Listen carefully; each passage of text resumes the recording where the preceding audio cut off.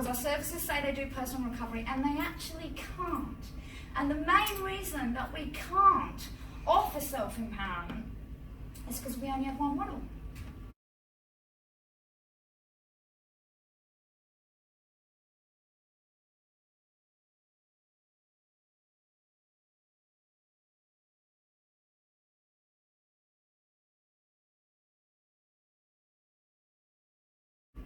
All we have in this country, as mainstream and statutory services, is the westernised biological psychiatry model.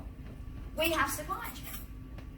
And psychiatry's view is that you're sick. There's no other way to view this. I'm a doctor, I'm diagnosing you with this thing. Slap that label on you, you can never get rid of that. And we just probably need to use medication forever because you're sick.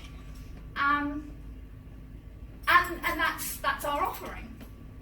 So I don't know how we're ever going to achieve personal recovery if we just ram a disease model down somebody else's throat, especially when there's actually no evidence of that. And there's a lot of people walking around the public going, oh yes, there's chemical imbalance, you know. It's like an actual medical disease. And you need medication because it cures and it fixes it. And yeah, it's serotonin. And some people have heard of this dopamine hypothesis, quite weak, never been proven, just like the other imbalance theories. And we just have this myth that there's a chemical thing going on. There actually isn't any conclusive. We just don't know what that is. And then we use medication for people. We call it medication. We give it nice names like antipsychotic, antidepressant, and mood stabilizer. They're actually just psychoactive drugs that alter the way you feel and think and behave through toxicity. That just makes things a bit easier for you for a while because you just become blunt to the emotional difference, and that can be really helpful sometimes.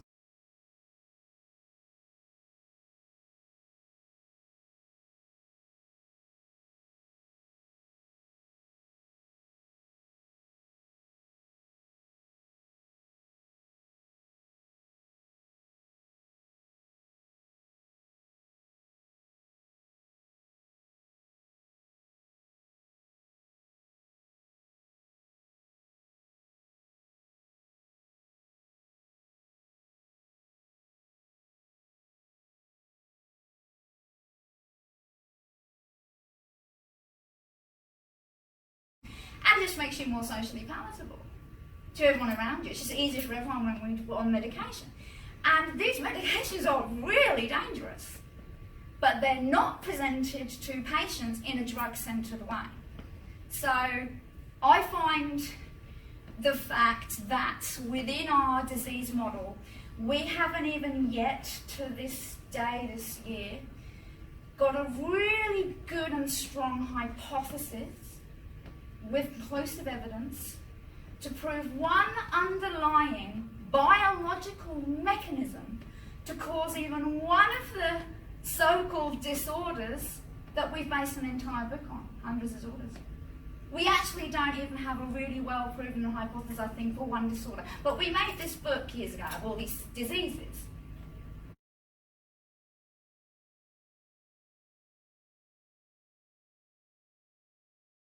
But science is saying we don't actually know what these mechanisms are. I mean, the dopamine hypothesis for schizophrenia was on about the amount of dopamine produced. And they just put 2 and 2 together and got 5, going, oh, people that have schizophrenia it's actually caused by this dopamine production, and it's this. And actually, when critical psychiatry and critical researchers actually go through how sound that research is, okay, and what that evidence is, they're going, that doesn't mean that. That's not even relevant. That could be from anything. But we get a lot of research that the results are massaged, and I'm going into a different lecture now, and some stuff that shows the opposite does not get published. Starting to get published now, but Joanna Moncrief, one of the most famous psychiatrists in the world, she's the co-founder and chair of the Critical Psychiatry Network, has done a lot on YouTube saying, it's not that honest and it's not very transparent to tell people they're sick. Because we just don't know that. We don't know what these mechanisms are. And to give people psychoactive, toxic, dangerous drugs to help them along and give them a repeat script for 20 years, for me, verges on unethical because we're just not being very honest.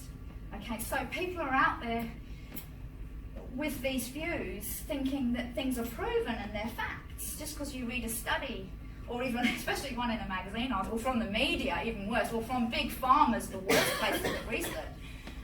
Just because you read something that says, this is strong supporting evidence for the hypothesis of such and such. Yeah, that's what it is. It's some good supporting evidence for an idea. Doesn't mean the idea is a fact. Doesn't mean we discovered anything. We've been doing this for years.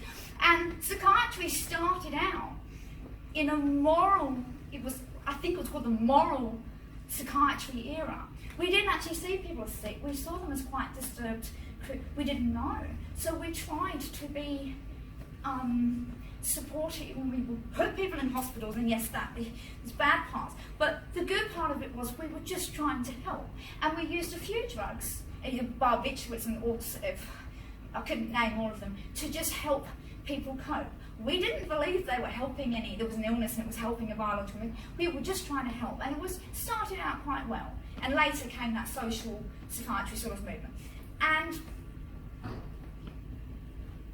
we were also quite psychoanalytic, and we did analyse things. And then when we were using drugs, lots of psychiatrists took them themselves, so they knew what some of the bad side effects were. And we started out quite a good place, and then we just went off on, we did some therapies. We did insulin coma therapy, malarial therapy, ECT, lobotomy, conversion therapies to make people not gay, and all these things.